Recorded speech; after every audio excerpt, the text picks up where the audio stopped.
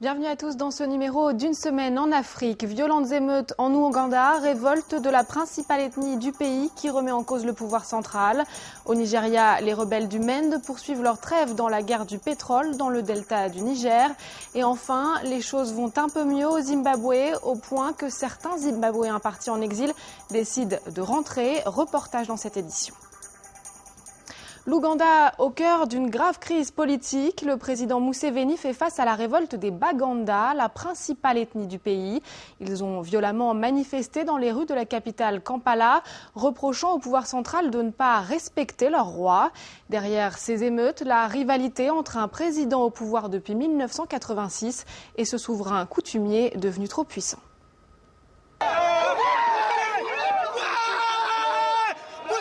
De violentes émeutes ont éclaté durant 3 jours la semaine dernière à Kampala, la capitale ougandaise, et dans d'autres localités du pays. L'armée a dû intervenir et a tiré à balles réelles sur les émeutiers.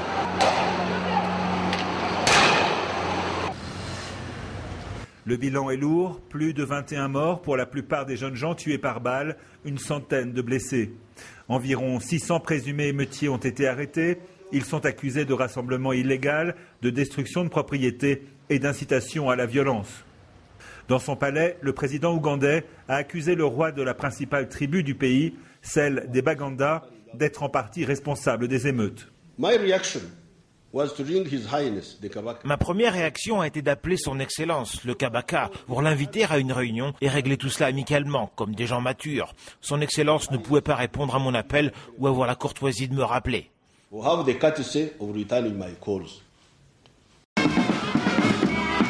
roi des Baganda est furieux car une ville de son royaume a fait sécession. La police a empêché la semaine dernière son premier ministre de s'y rendre pour résoudre le conflit. C'est le geste qui a déclenché les émeutes. Au palais du roi, son gouvernement prépare la riposte. Je pense que la solution pour le gouvernement serait de respecter, d'écouter ce que nous disons et de nous donner une solution à travers un dialogue mutuel, pas par la force. Vous savez, quand on utilise la force et le pouvoir pour supprimer des intérêts légitimes, le futur ne peut pas être bon. Car même si vous utilisez maintenant votre force et votre pouvoir, avec le temps, le peuple peut vaincre la plus grande armée du monde s'il vit dans l'oppression. Ce n'est pas la première fois en Ouganda que l'exécutif et le roi ont du mal à vivre ensemble. Ce dernier est trop puissant pour ne pas gêner, d'une manière ou d'une autre, le pouvoir en place. Et le résultat de cela, c'est que la question des Baganda s'inscrit dans un contexte plus large, celui de la compétition politique au plan national. Il est possible que ce qui vient de se passer se répète dans d'autres royaumes d'Ouganda. Le calme semble être revenu à Kampala. Pourtant, le roi et le président ne sont pas parvenus à reprendre le chemin du dialogue. Nouveau rebondissement dans l'affaire du Probo Koala en Côte d'Ivoire. En 2006, ce cargo avait déversé des déchets toxiques à Abidjan, causant la mort de 17 personnes et des milliers d'intoxications. Trafigura, l'affréteur du bateau, a proposé un accord à l'amiable aux victimes. 30 000 d'entre elles avaient porté plainte contre la multinationale. Il terrorisait le sud du Nigeria depuis plus de 3 ans. Les insurgés du MEND, le mouvement pour l'émancipation du delta du Niger, ont annoncé la prolongation de 30 jours de leur cessez-le-feu. Le groupe armé avait décrété le 15 juillet dernier une trêve de 60 jours dans sa guerre du pétrole après la libération de son chef présumé. Cela ressemble à une avancée pour le Nigeria. Les rebelles du groupe armé MEND, mouvement pour l'émancipation du delta du Niger, ont prolongé leur cessez-le-feu. Depuis 2006, le MEND vise les installations dans le delta du Niger, riche en pétrole. La plupart sont tenues par des multinationales comme Shell et Chevron. Le Nigeria est le 8e plus grand exportateur de pétrole brut du monde. Mais la corruption et la pauvreté sont à l'origine d'un conflit qui s'est intensifié avec des enlèvements d'ingénieurs étrangers et des attaques contre les infrastructures pétrolières. L'objectif du MEND, que les pauvres puissent bénéficier des revenus pétroliers. En juin, le président nigérian Umaru Yar'Adua a proposé une amnistie aux rebelles du MEND prêts à déposer les armes.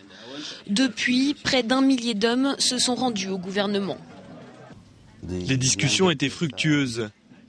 Les militants du Niger que nous avons rencontrés ont dit qu'ils étaient à 100% pour le programme d'amnistie et qu'ils l'acceptaient. Mais ils ont aussi fait quelques demandes au président.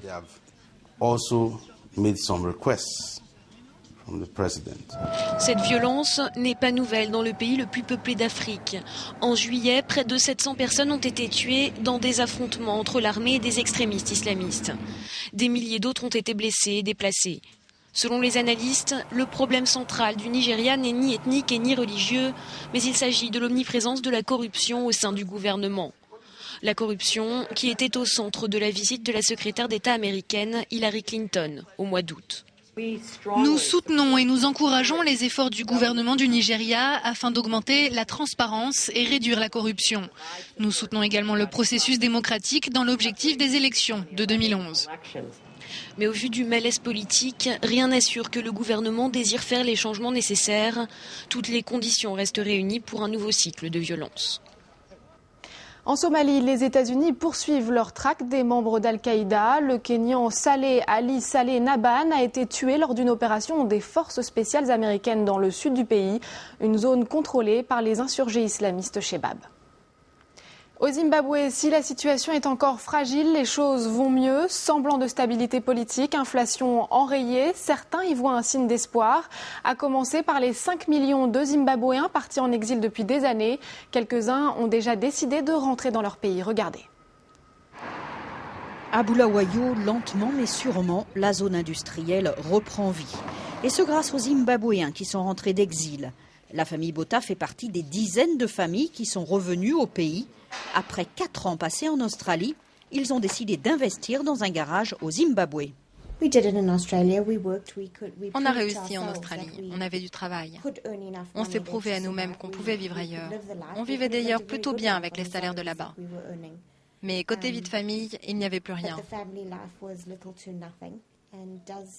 Et au bout du compte, est-ce que l'argent, ça suffit? Alors on a préféré revenir. On travaille dur maintenant et ce n'est pas évident. Il n'y a aucune sécurité sur le plan financier. On ne sait pas de quoi demain sera fait. Un jour ça marche et le lendemain plus rien. C'est pas facile. Mais au moins, on a retrouvé la sécurité familiale. Le choix du cœur, pas forcément de la raison, même si la situation s'améliore de jour en jour. La dollarisation de l'économie permet de faire quelques profits, un mélange d'optimisme et de méfiance. Ce n'est pas qu'il n'y a pas suffisamment de voitures, il y en a assez. Mais les gens ont peur de dépenser leur argent. Ils préfèrent économiser, ne sachant pas trop de quoi l'avenir sera fait. C'est ce qui se passe en ce moment, on ne dépense pas trop. Vous savez, les problèmes politiques et la violence, c'est encore assez inquiétant. Mais on sait que personne ne veut que l'histoire se répète, même la communauté noire. Tout ce qu'ils veulent, c'est une vie correcte, une maison, de quoi nourrir leurs enfants. On veut tous ici une vie normale.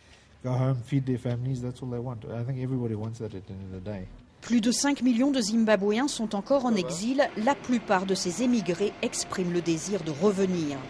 Patricia a passé 7 ans comme employée de maison à Londres avant de décider au mois de juin de rejoindre sa famille. Un changement radical de style de vie. À Bulawayo, elle ne pourrait pas vivre sans son jardin potager. À chaque fois que je vais faire des courses, j'ai 10 € en poche et je ne ramène jamais de monnaie. C'est pas facile ici et un peu cher. Mais que j'ai de l'argent ou pas, moi je suis heureuse. Il y a la famille, les amis, le soleil, mon jardin. Je ne me plains pas. Ces conditions de vie pourtant ne sont pas idéales et avec les grèves, les enfants n'ont pas souvent école, mais personne ne se plaint. Au Zimbabwe aujourd'hui, on préfère espérer que demain, tout ira beaucoup mieux. Le président de l'Union des Comores à la diète, Ahmed Abdallah Sambi, supprime de sa table les repas copieux par solidarité avec les fonctionnaires de son pays qui n'ont pas été payés depuis 8 mois. Il avait provoqué un tollé le mois dernier en affirmant ne pas être au courant de ses arriérés de paiement. Après avoir vu des skateboarders à la télévision, des jeunes de Kampala ont décidé de se construire eux-mêmes un skatepark dans cette ville dépourvue de routes bitumées et de trottoirs. C'est aujourd'hui un lieu de rendez-vous et d'entraide. Ces figures de style, ces adolescents ougandais ne pouvaient qu'en rêver jusqu'à la création de ces rampes. C'était il y a 3 ans. le premier skatepark d'Afrique de l'Est. L'installation a été financée par des donateurs occidentaux. Et c'est un professionnel américain qui a offert les planches, à charge pour les jeunes de réparer et d'entretenir le parc.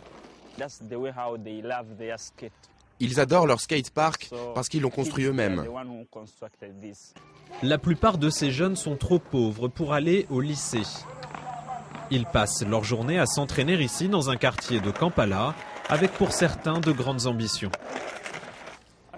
Je veux devenir un skateur professionnel et représenter mon pays, l'Ouganda. Son père aussi est attaché au parc et pour cause. En Ouganda, une partie de la jeunesse tombe dans la drogue et la délinquance, mais son fils passe désormais plus de temps à faire du sport qu'à traîner dans les rues. En 2 ou 3 ans, on a observé un changement dans les comportements et dans la conduite morale. Aucun règlement intérieur ne gouverne la vie du parc. Chacun va et vient librement. L'endroit est devenu pour certains un lieu de dialogue et de rencontre. Aujourd'hui, la toute jeune Ligue ougandaise du skateboard est à la recherche de sponsors durables pour transformer un jour une passion artisanale en sport national. Et c'est la fin de cette édition. Merci à tous de l'avoir suivi. Restez avec nous sur France 24.